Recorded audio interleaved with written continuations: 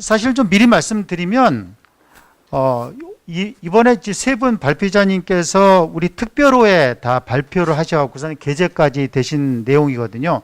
우리 회원님들 이번 특별호에 많은 관심과 참여를 해주셔서 너무너무 감사드리고, 저희가 이번에 20편이 접수가 됐습니다. 그런데 사실은 특별호의 내용 자체도 코로나19하고 관련이 됐으면 좋겠다. 또 한 가지는 연구 방법의 변화를 가져오는 논문을 기대한다. 뭔가 이번 학회에서 새롭게 우리의 어떤 연구 방향을 좀 바꿔보고 싶은 회장님의 간절한 그런 어떤 소망으로 이 어떤 프로젝트가 실시가 됐는데, 정말 저희가 뜻밖의 20편씩이나 발표되어 갖고선 큰 성과를 거뒀는데, 그 중에서 세 분의 선생님들이 이제 이번에 게재가 됐단 말이에요. 그래서 의미 있는 그런 발표를 해주셨고, 회원님들 들으셨겠지만 내용들이 우리 과거 논문에서 보던 천편일률적인 내용하고 그래도 좀 달라진 부분들이 이번에 나왔다고 생각을 합니다. 그래서 그런 내용들을 가지고 좋은 발표를 해주셨기 때문에 세 분의 선생님들이 각각 느낀 내용들을 이야기를 해주실 거고요. 지금 그 책상 앞에는 이런 설문지가 지금 이렇게 준비가 되어 있습니다. 그래서 이 설문지 두 번째 란에다가 오늘 들으셨던 내용 중에서 코멘트하거나 질문하고 싶은 사항들을 적어서 이렇게 갖고 계시면 우리 그 스태프분들이 컬렉트를 하실 거예요. 그래서 제가 그거를 보고선 빨리빨리 넘긴 다음에 핵심에 해당되는 부분들을 또 발표자님들한테 말씀을 드릴 거고, 우선 오늘 토론자분들이 한 분 한 분 먼저 이야기를 하신 다음에 여러분들이 플로어에 있는 내용도 직접 말씀해 주셔도 좋고, 여기에 내용을 적어주시면 더더욱 감사하겠습니다. 이런 방법으로 진행을 하려고 합니다. 네, 그러면 서영대학교의 최익준 교수님께서 첫 번째 발표 대신 김태현 교수님의 발표에 대해서 토론 진행하시겠습니다. 네, 부탁드립니다. 네, 안녕하십니까. 서영대학교 최익준입니다. 먼저 앞서 발표하신 세 분 교수님 고생 너무 많으셨고요. 좋은 내용 감사합니다. 저도 이 메타버스라는 거에 관심이 있어가지고 작년부터 이제 관련 내용들을 좀 많이 보고 있던 찰나였는데, 오늘 김태현 교수님이 너무 그 발표 내용을 준비를 잘 해주셔서 도움되는 것들이 매우 많았습니다. 아마 지금 여러 대학이 직면해 있는 문제가 아닌가 싶습니다. 그래서 지금 비대면으로 하고 있는 방법들, 앞서 이제 발표 내용에 있었지만은 줌을 이용한다든지 온라인 강의를 한다든지가 아마 한계점이 온 게 아닌가 싶습니다. 그래서 지금 이 시점에서 어떠한 그 방법, 새로운 방법을 강구해야 될까, 그런 거에 대한 다시 한번 생각해 볼 수 있는 기회가 됐던 것 같고요. 지금 대학에서도 보면 아까 발표 내역에서 여러 가지 이제 많이 나오는데, 이거를 이제 돌파할 수 있는 뭔가의 기회를 잡아야 되는 지금 시점이 아닌가 생각을 합니다. 그래서 메타버스라는 거는 이미 얘기가 나온 지는 꽤 됐습니다. 그래서 2000년 초반부터 얘기가 좀 많이 나오고 했었는데, 이거 실제로 어떻게 적용하느냐가 좀 가장 큰 문제일 것 같습니다.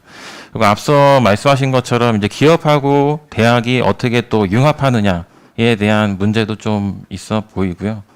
앞서 그 사례에서 말씀하신 것처럼 이제 올해였던 것 같아요. 그러니까 기업하고 융합해서, 그러니까는 대학이 융합해서 순천향대학에서 그러니까 메타버스 이용한 입학식을 진행한 걸로 저도 알고 있습니다. 그래서 굉장히 호응이 좋았다고 생각이 드는데, 이러한 문제를 좀 어떻게 풀어갈지를 저희도 좀 아까 말씀하신 교수님 말씀하신 컨텐츠를 좀 이제 연구를 하면서 생각을 해봐야 될 것 같고, 기업이랑 어떻게 좀 콜라보를 할 수 있을지, 이러한 좀 문제, 그리고 메타버스라는 게 일단 가상현실이기 때문에 어느 정도의 지금 부족한 부분을 채울 수 있을 거라 저도 생각을 하는데, 아까 교수님도 말씀하셨지만은 이게 대안이 될 수는 없다고 말씀을 하셔서, 그렇지만은 이제 실질적인 실습이나 이제 실기라고 얘기해야 될까요?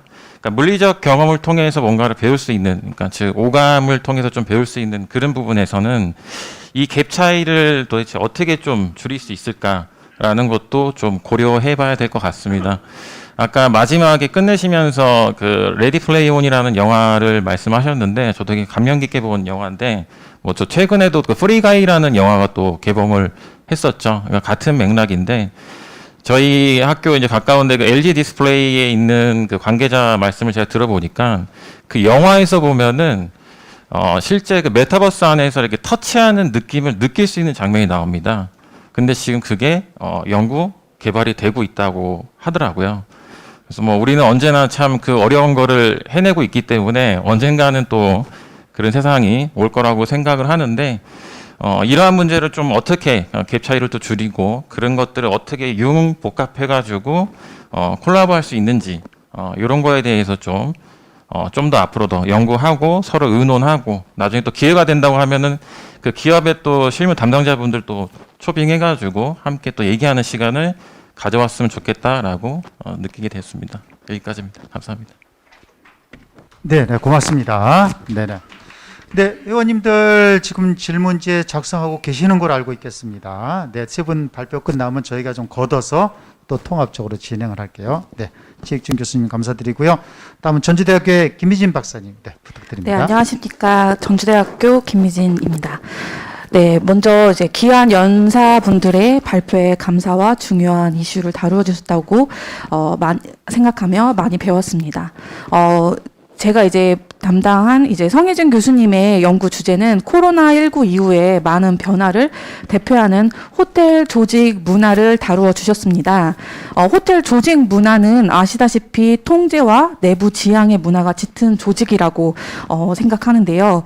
하지만 코로나19 이후 호텔이 지향해야 할 변화로 유연성과 외부 지향을 조직 문화로 받아들여야 함을 잘 제시해 주신 것 같습니다.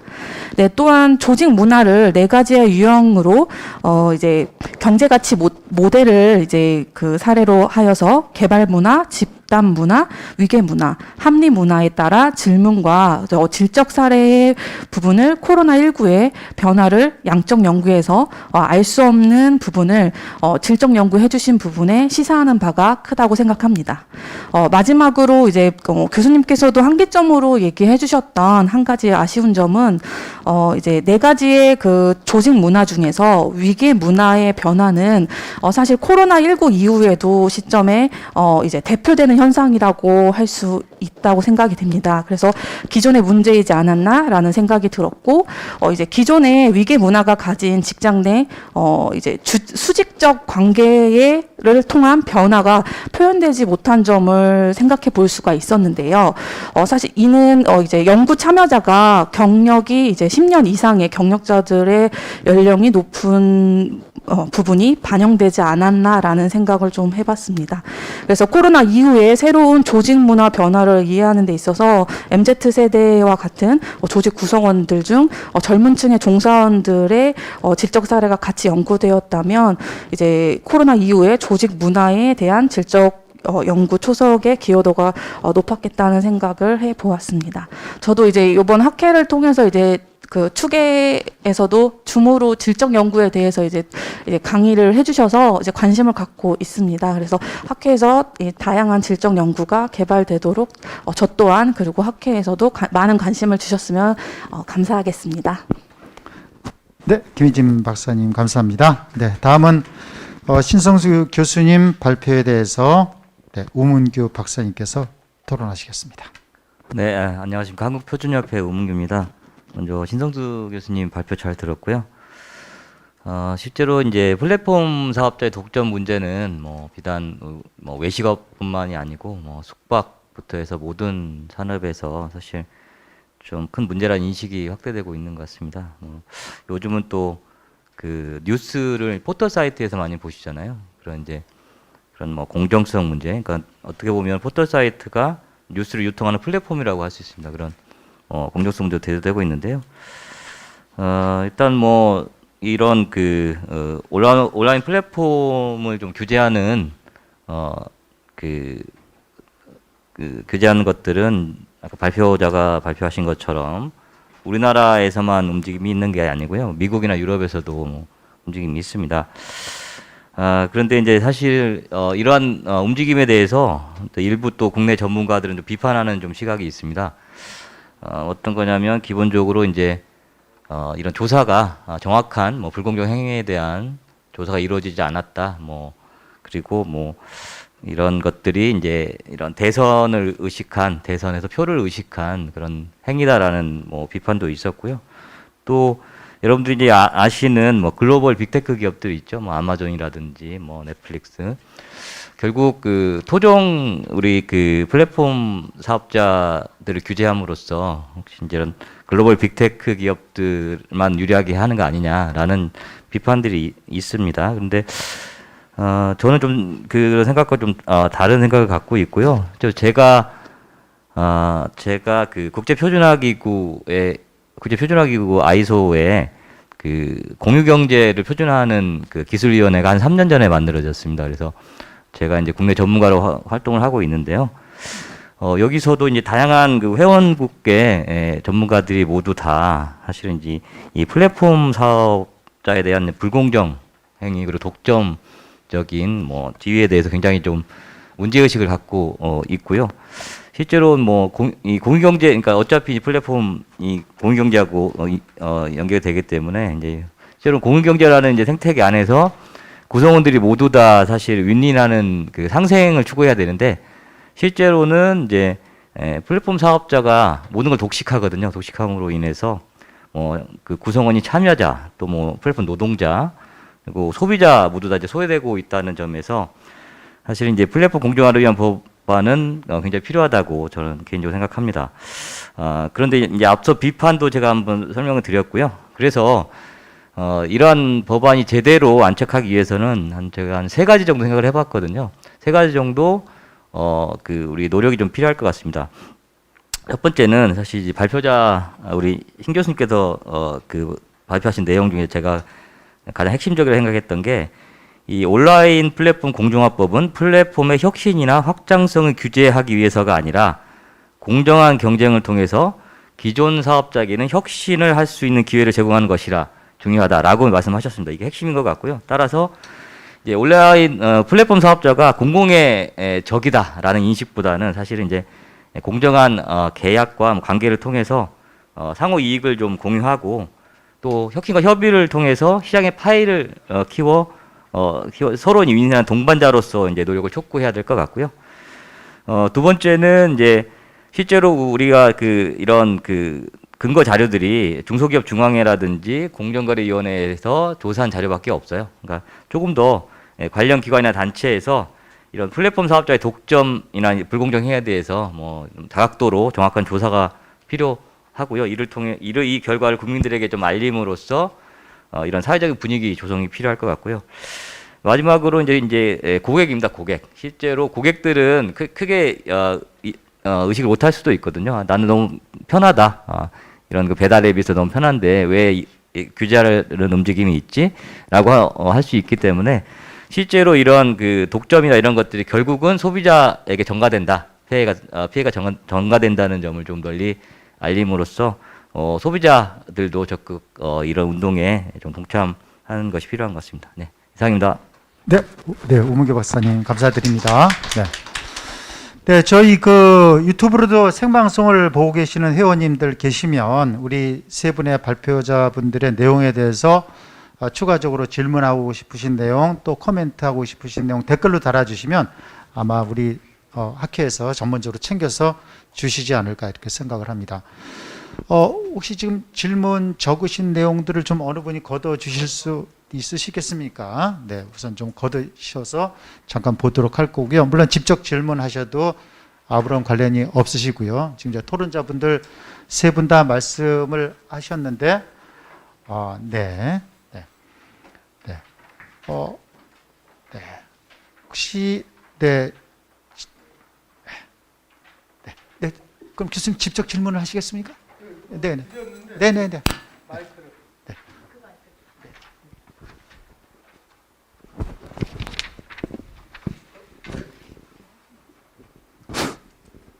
네, 안녕하십니까. 반갑습니다. 청운대학교 조춘봉 교수입니다. 세 분 발표 잘 들었고요. 제가 메모한 건 드렸는데 사실은 저 성혜진 교수님 발표에 대한 제 의견입니다. 드려도 좋고요. 저 돌려주시는 거예요? 네. 우리 성 교수님은 오래전에 이 서비스와 관련해서 외식이라든가 호텔과 관련해서 많이 지속적으로 이렇게 연구 발표하시는 교수님으로 알려져 있고 또 이미 박사학위 받으신 지도 오래되셨는데 또 이렇게 거의 박사 논문 같은 논문을 갖고 오셔서 아주 소중한 논문 발표해 주셔서 너무 잘 들었고 감사합니다. 조금 짧게 말씀을 드려야 될 것 같아서 지금 이 호텔 연예 서비스 품질에 대해서 이게 문제점에 대해서 이제 제시를 다양하게 질적으로 분석해서 오늘 아주 자세하게 설명해 주세요. 이해하는데도 뭐 어려움 없이 도움이 많이 됐습니다. 근데 저는 이제 또 다른 방향으로 접근을 한번 해야 되지 않을까. 우연하게도 지금 코로나19 시대에 와서 지금 갈등이 상당히 많거든요. 지금 서울 시내 호텔, 특히 5성급 호텔들 지금 뭐 이렇게 무너지고 있다. 뭐 하여간 노동시장의 갈등, 직원들과 경영자의 갈등. 그러나 이제 어찌 보면은 또 경영자 입장을 또 우리가 헤아려 봐야 될 때도 됐고요. 또 노동자 입장에 보면 다 대학에서 전공해서 장시간, 여기도 보시면은 5사람 그 근무 경력이 무척 높아요. 자, 이 사람들을 어떻게 활용할 것인가? 인건비는 상당히 옛날 그 인건비로 치면은 일반 산업에 종사했던 사람들보다 상당히 높이 올라와 있었어요. 근데 지금은 그 수준을 그렇게 유지하기가 어려워지니까 호텔에서 그 노동자들과의 근로자들과의 갈등은 상당히 깊어지고 있고 그런 상황이거든요. 근데 코로나19 오기 전에도 이미 그 조짐은 시작이 됐습니다, 사실은. 자, 그럼 저는 제 경험상 이제 저도 호텔 경영을 전공했고 80년대 이미 유럽에서는 어땠나요? 이미 코로나19가 오기 전에 이미 유럽에서 그 갈등이 왔었어요. 이미 갈등이 와서 80년대에는 호텔의 연예부에는 연예라는 것은 여기 우리 성 교수님도 밝혔지만은 거의 렌트가 많아졌어요. 코로나 때문에. 예. 그냥 지금 우리가 지금 오늘 사용하고는 이 방도 렌트잖아요. 여기에 인력이 적용되지 않았습니다. 예. 만약에 유럽에서는 이미 80년대 호텔 렌트, 연예는 그냥 렌트하는 사업이었어요. 식음료, 주문하면 식음료, 주문에 의해서 주문한 부분만. 그렇게 고급이 아니고 예산 범위 내에서. 아니면은 방만 렌트하면 그냥 방만 키만 주고 비어 있습니다. 네, 물도 없어요. 직원이 없어요. 직원을 원하면은 직원 한 사람도 렌트로 쓰는 거예요. 직원 한 사람 지원해달라. 그럼 직원을 누가 부르냐? 호텔에서 직원을 알바를 또 불러줘요. 호텔이 그런 수준으로 전락했어요. 그러면 호텔 산업은 아주 호황했던 호텔은 19세기 중반 산업혁명이 완성될 무렵 때 상당히 호화스러웠죠. 뭐 리츠 호텔이라는 옛날 역사도 있잖아요. 호화스러움. 그 리츠 칼튼, 나중에 이제 우리 미국으로 건너온 리츠 칼튼, 파리의 리츠 호텔의 역사에서부터 상당히 호화스러웠던 것이 19세기 말 들어서면서부터 서서히 이제 부의 축적이 이제 미국으로 이동하면서 미국이 이제 대형화되면서 나중에 20세기 초반 들어서면서 중반 들어서면서 아시아로 넘어와요. 우리나라에서 이제 50년대, 70년대 이제 조선호텔, 워크힐 호텔이 들어서면서부터 호황을 누리기 시작하다가 90년대 이후부터서 이미 유럽의 전체를 밟기 시작해서 징조가 조금 있었다는 거죠. 그래서 연예 문화만큼은 이제는 오래된 직원들이 스탠바이 하는 부서가 아니다라는 그런 방향으로 좀 접근하는 것은 어떠실까라는 차원에서 좀 길게 말씀드리고 싶은데 제가 이 정도 말씀드리겠습니다. 네, 교수님 감사드립니다. 네. 저는 질문지를 한 장 받았습니다만 혹시 또 질문지가 있으시면 저한테 전달해 주실 수가 있으시고요. 네, 혹시 뭐 플로에서 다른 선생님들 하실 말씀 있으시면 말씀 한번 해보실까요? 네, 만약에 저기 김태형 교수님 한 가지 좀 여쭤보겠습니다. 예. 지금 이제 뭐 교수님 학교에서도 마찬가지로 전국 대학에 거의 비슷한 현상으로 나와 있는데 우리 그 외식 조리 관련된 대학의 학생들이 이번에 실습과 관련돼 갖고서는 엄청나게 그 불편을 겪었고 또 한편은 불만도 많았다고 생각을 합니다. 그래서 어차피 이렇게 에듀테크 좋은 거를 말씀을 많이 해주셨는데 다른 그런 전공과 달리 외식 조리 분야에 실습과 관련된 그런 좋은 테크놀로지를 어떤 사용할 수 있는 것 또는 앞으로 이런 것이 조금 더 긴급하게 좀 필요로 하는 부분이 있다면 어떤 거를 좀 말씀하고 싶으신지 네. 좀 도움이 되게끔 네. 드린 것 같은데 저도 처음에는 외식조리 분야에 무슨 에듀테크냐 이런 생각을 많이 했었는데요. 근데 그게 종이 한 장 차이라고 그거 생각을 조금 바꾸면 그게 얼마든지 활용이 가능하리라 생각이 들고, 학생들이 현장에 가서 제일 어려운 게 현장의 분위기에 눌려서 아니면 굉장히 단순한 건데도 그거를 자기가 경험하지 못했기 때문에 이직하는 경우가 굉장히 많고 네. 처음에 연착륙을 못 하잖아요. 그래서 굉장히 단순한 반복적인 일이지만 학생들이 가서 내가 이제 신입에 딱 현장에서 제일 좋아하는 건 데이 원부터 일을 딱 무난하게 하는 사람들을 원하다 보니까 AR, VR이 굉장히 지금 좋다라고 말하는 것이 학생들이 몇 번이고 반복을 할 수 있고 그거를 완벽하게 소화할 때까지는 이제 무한적으로 지원이 되니까 이제 그런 거를 예를 들면 몇 개 업체들이 대기업이 있으니까 거기랑 컨텐츠를 개발해서 신입사원이 들어오면 들어왔을 때 하루 종일 프로세스가 어떤 걸 네가 겹치게 되고 거기에 이런 요소들을 하게 되니까 그런 것들을 미리 학습할 수 있게 하는 게 좋을 것 같고요. 그리고 현장을 미리 한번 촬영을 해서 네. 이제 매장들이 굉장히 많지 않습니까? 그럼 강남점, 도곡, 마포 이렇게 있을 텐데 그 현장을 미리 이렇게 스캐닝을 해서 한번 네. 떠가지고 학생들이 그걸 VR이나 AR 또는 메타버스로 체험을 할 수 있으면 현장에 갔을 때 익숙한 분위기니까 그러게요. 내가 이거에 대한 두려움이 조금 줄어들 수가 있지 않겠습니까? 그래서 학생들한테는 괜히 제일 중요한 게 현장에 대한 두려움을 없애주는 것에서 저는 그런 것이 굉장히 활용될 수 있는 가능성이 있다라고 보여집니다. 네, 동감합니다. 많은 학생들이 보면 내가 가야 될 업체에 대해서 정보가 많지 않고 실제로 내가 잘 적응할 수 있을까 걱정들 엄청나게 하고 있는데 미리 선배들 이야기라든지 분위기 쭉 전달하게 되면 큰 도움이 될 것 같습니다. 네. 네, 송 교수님 질문지에 이런 내용이 있어요. 지금 이제 아주 새로운 분야 질적 연구에 논문을 쓰셨는데 실제로 이 연구를 하시면서 우리가 과거에 설문지 돌리고 그러던 방법이 아니다 보니까 어떤 연구 대상자들을 섭외한다든지 또 그들에게 자연스러운 대화를 이끌어내기 위해서 있으셨던 그런 어려운 점, 그런 것들은 어떤 거였는지 그런 걸 좀 알고 싶으시다라고 이야기를 하시는데. 네.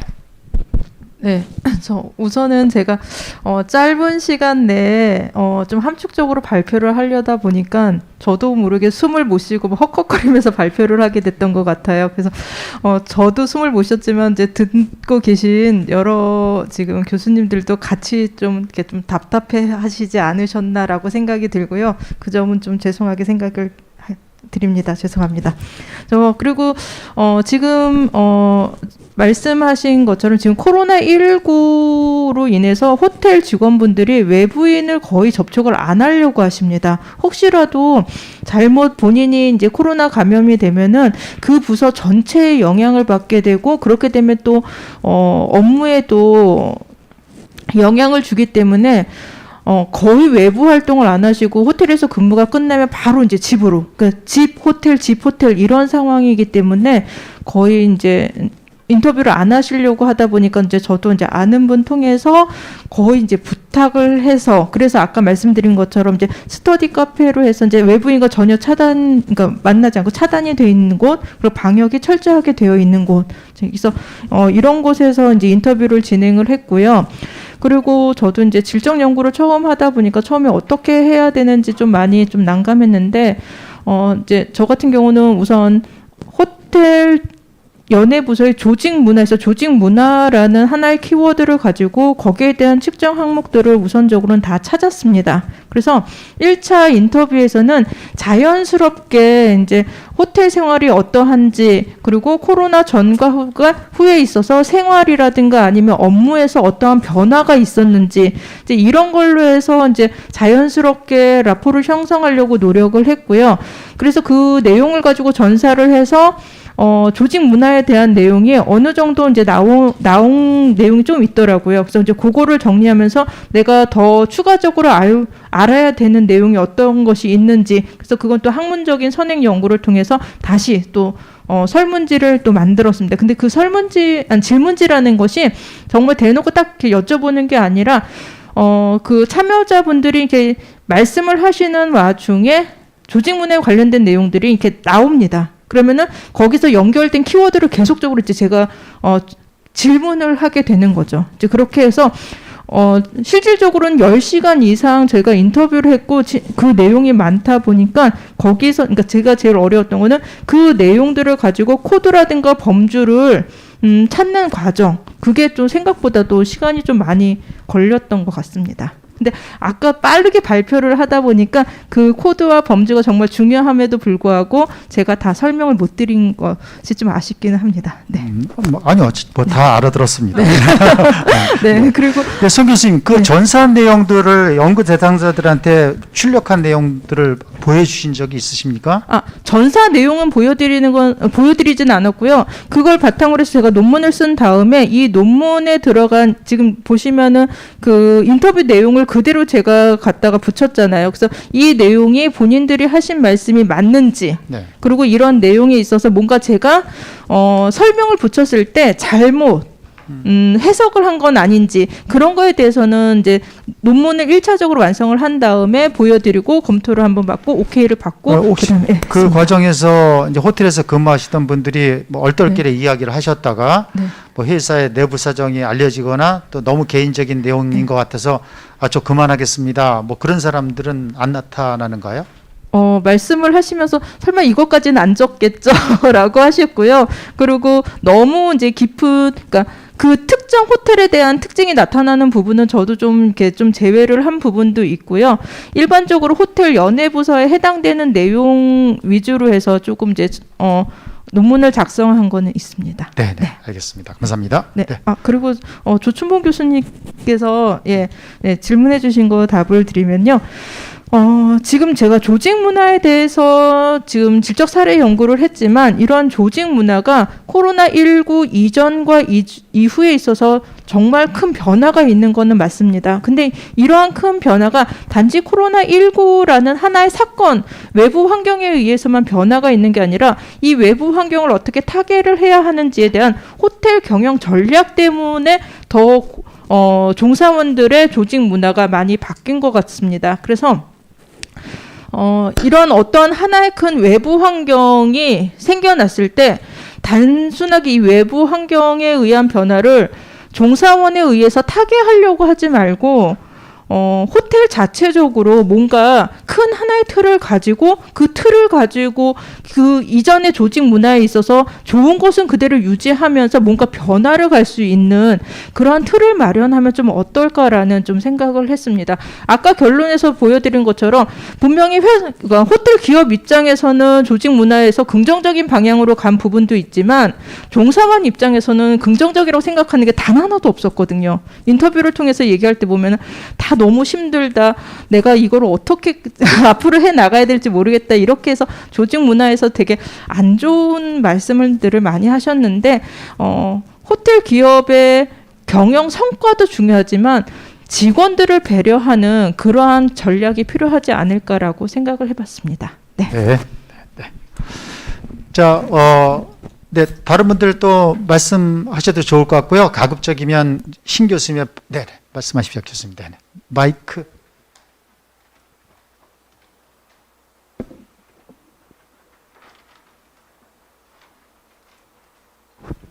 예, 이건 조금 약간 좀 엉뚱한 질문일 수 있는데요. 아까 김태현 교수님이신가요? 메타버스 발표해 주신 분께 좀 여쭤보고 싶은데, 우리가 이제 메타버스 그러는데, 우리가 얼핏 듣기에는 메타라 그러면은, 우리가 메타 어널리시스 이러면은, 뭐 이렇게 근원적인 어떤 그 트렌드를 우리가 연구를 하는 거 얘기하잖아요. 뭐 피직스 그러면 메타피직스 이러면, 자연현상이 발생하는 그 너머에 있는 어떤 근원적인 어떤 뭐 형이상학? 뭐 이런 것들을 보통 얘기를 하는데, 근데 이제, 우리가 메타버스 그러는데 이 가상현실 세계의 캐릭터들은 사실은 현실 세계의 캐릭터의 성격을 따라서 움직이잖아요. 그럼 얼핏 생각하면은, 얼핏이 아니라 메타의 원래 정의대로 하면은 현실 세계가 가상현실의 메타 세계고 사실 오히려 현실 세계의 메타 세계라 그러면 현실의 우리의 움직임을 움직이는 우리의 잠재의식, 예를 들면 뭐 꿈속 세계 같은 또는 뭐 옛날에 이제 플라톤이 뭐 이데아라고 얘기했던 이제 그런 세계가 있다 그러면 그런 세계가 현실 세계의 메타 세계일 것 같은데, 그러니까 오히려 아까 메타버스라고 얘기한 그 세계는 오히려 그 세계의 메타 세계가 우리 세계 아니냐, 지금 현실에. 이런 생각이 들거든요. 그러니까 우리가 명칭을 거꾸로 이렇게 가져가는 게 아닌가 하는 그런 생각이 드는데 좀 메타 쪽에 대해서 이제 좀 연구를 하셨으니까 그런 생각에 대해서 어떻게 생각을 하시는지 그게 좀 궁금해서 여쭤봅니다. 좀 엉뚱한 질문 드려서 죄송합니다.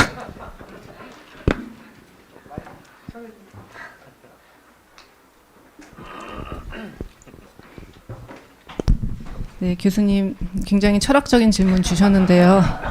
제가 지어낸 게 아니어가지고 원작자가 아니어서 제가 잘 말씀을 못 드리긴 하겠는데 이제 이게 그 미국 미래 가속화 재단에서 이게 찾다 보니까 약간 스토리를 만든 건가라는 생각이 들 정도로 이 1992년 소설에서 나오는 어떤 가상 세계를 이제 왔다 갔다 하면서 하는 그 자기가 그 컴퓨터 그래픽으로 만들어진 가상 세계를 이제 메타버스라고 그 소설가가 칭하면서 결정이 된 거니까 이렇게 깊이 생각한 것 같지는 않고요. 근데 그 당시에 이제 소설을 쓰시면서 하신 게 이제 요거다 싶어서 미국 이제 미래 가속화 재단에서 이거랑 이렇게 연결하면 되겠다 하고 로드맵을 그린 게 아닐까 저는 이제 그렇게 추측을 좀 해보고요. 제가 뭐 그 용어에 대해서는 좀 깊게는 답을 못 드릴 것 같습니다. 네, 그래서 메타버스는 그냥 여기서는 단순하게 가상 현실을 떠나서 어떤 이렇게 좀 보이지는 않지만 이렇게 구현이 되고 있는 떠 있는 그런 세상을 그냥 단순하게 지칭한 게 아닌가, 큰 의미를 부여한 건 아닌가 그런 생각이 들었습니다, 교수님. 답이 좀 안 돼서 죄송합니다. 네, 감사합니다. 네네. 자, 신 교수님 발표에 대해서도 혹시 뭐 코멘트나 질문하실 분이 계시면 좋을 것 같습니다. 네, 혹시 그런 분들이 계시면 네, 이렇게 말씀이 없으실 줄 알고 제가 준비를 하긴 했는데, 네, 혹시 그래도 다른 분들이 계시면 좀 말씀하시는 게 좋을 것 같습니다. 네. 네. 혹시 뭐 그 댓글에도 어떤 질문 사항은 없던가요? 네, 없습니다. 네, 알겠습니다. 네.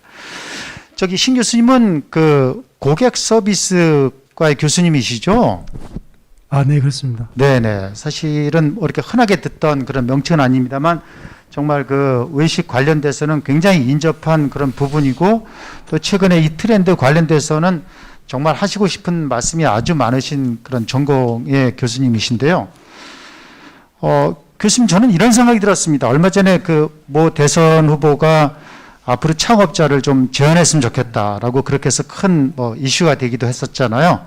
뭐 그런 거에 우리가 동의를 하든 안 하든 사실은 먼저 우리가 그런 이슈를 던져서 적어도 우리가 이 분야에서만큼은 그런 주제를 이끌어 나가는 그러한 학회가 됐으면 좋겠는데 교수님 판단에 앞으로 이제 고객 서비스과에 계시기 때문에 이런 외식 또 조리 서비스 관련되는 분야에서 어떠한 그런 정책이나 어떤 뭐 법률 이런 것들이 추가적으로 좀 필요할 수 있을런지 좀 한번 그런 의견을 이야기해 주시면 후속 좀 연구가 진행되지 않을까 싶어서요. 예. 상당히 좀 질문 자체가 난해해가지고요. 제가 사실은 법학자도 아니고 지금 현재 실질적으로 제가 고객 서비스과여가지고 거기서 이제 강의를 하고는 있는데 제 전공하고는 조금 약간 무관한 그런 상황입니다. 그러나 이제 질문 들어온 내용을 가지고 제가 좀 말씀을 드리자면 실질적으로 옆에 계시는 교수님께서 우리나라의 그 기업들 자체가 가지고 있는 그 기업 문화 그리고 조직 문화라는 것들과 관련돼 가지고 사실은 저도 상당히 관심이 많고 서비스의 가장 중요한 요소 자체는 기업인들이 가지고 있는 그 마인드 자체가 조직에 미친 영향이 가장 크다. 그래서 실질적으로 보면 내부 고객에 대한 서비스 자체가 잘 되지 않는 회사는 이제 앞으로는 발전하기 힘들다. 네. 이러한 게 제 생각이고요. 그렇기 때문에 어떻게 보면은 노동을 하고 있는 그 내부 고객들에 대한 그 어떻게 보면 회사가 가지고 있는 그 방향성 네. 이러한 것들을 법적으로 뭐 제한하는 것은 좀 그렇지만 실질적으로 그거에 대한 그 노동의 대가를 충분히 더 받을 수 있는 그러한 법안들이 나와주는 게 낫지 않겠느냐. 네. 그러다 보면 질적인 서비스가 훨씬 더 나타날 것이고 지금 현재 실질적으로 우리가 느끼고 있는 것들 중에서 보게 되면 대한민국이 서비스를 제공하는 데 있어서 인적 서비스를 제공하는 데 있어서 어떤 시스템적으로 봤었을 때도 저는 세계에서 가장 잘하고 있는 그런 대표적인 국가가 아닌가 그렇게 생각을 합니다. 그런데 실질적으로 좀 인격적인 부분 그런 부분에 있어서는 우리가 아직도 기업들이 서구에서 잘 나가고 있는 그러한 기업들 자체의 그 마인드를 그 리더들이 못 따라가고 있는 부분 자체를 조금 더 강화해 주면, 그리고 그러한 부분들에 대한 발전을 좀 가져올 수 있도록 저희 학회가 좀 노력을 해준다면 아마도 충분히 더 좋은 서비스, 그리고 뭐 휴먼 테크라고 할 수 있는 이러한 것들이 더 발전할 수 있지 않을까, 네. 그렇게 생각을 해봅니다. 네, 감사합니다. 네. 네, 좀 제가 마치기 전에 혹시 그 토론자 선생님들 하시고 싶으신 말씀 계시면 마지막으로 한 말씀 하실 수 있으실 것 같은데요. 네, 네, 네. 아니면 네, 네. 그러면 이제 저희 그 토론 마치기 전에 다시 한번 말씀드리지만 저희 특별호에 관심 가져주시고 논문 써주신 세 분 발표자님 감사드리고요. 저희는 계속해서 특별호 또 진행을 할 겁니다. 예, 그때 더 많은 관심으로 우리 외식경영학회의 학문적 지위를 한층 더 높이고 또 저희가 정말 이 분야가 원하는 그런 실천적인 연구가 이루어질 수 있도록 회원님들이 같이 노력을 해주시면 저희 학회는 그런 어떤 발판을 만들어 나가는 일에 노력을 하고자 합니다. 네, 그럼 오늘 세 분의 발표자님 또 그리고 세 분의 토론자님께 다시 한번 큰 박수 부탁드리면서 여기서 마치기로 하겠습니다. 감사합니다.